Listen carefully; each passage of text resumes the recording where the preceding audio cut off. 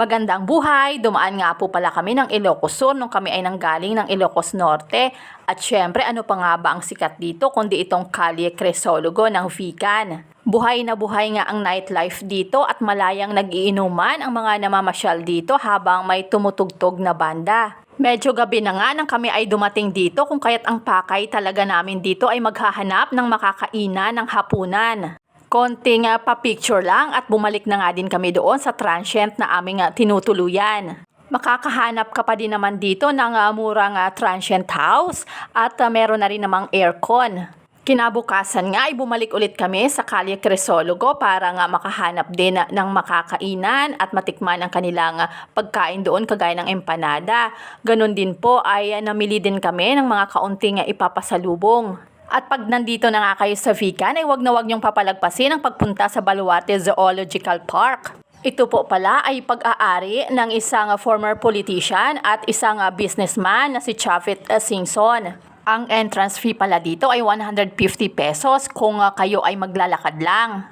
Pero mas ina-advise ko nga po na sumakay kayo sa kanilang shuttle at nang sa ganon ay maikot nyo ang kanilang buong zoo na nagkakahalaga ng 300 pesos. Bukod kasi sa mainit at nakakapagod maglakad ay talaga namang hindi nyo kayang ikutin ito dahil napakalawak nga ng zoo na may kabuang laki nga pong 120 hectares. Sulit naman ang inyong pamamasyal dito dahil makakakita nga kayo dito ng iba't ibang rare animals na nanggagaling pa sa iba't ibang mga bansa.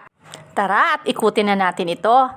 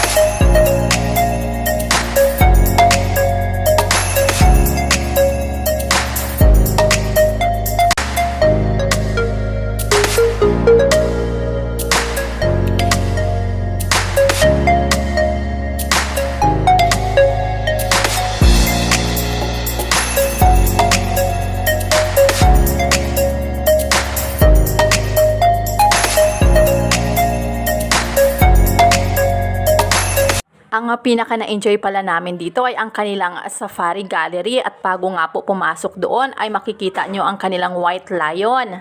Pwede po dito magpa-picture sa halagang 100 pesos. Dito nga sa safari gallery ay makikita mo ang mga preserved animals na animoy totoong-totoo. Dahil nga sa isang hunter, si Sir Chavit Singson ay siya mismo ang nag-hunt sa mga ito at kanya nga pinapreserve. Mamamangha ka talaga sa ganda ng pagkakaayos ng mga preserved animals na ito.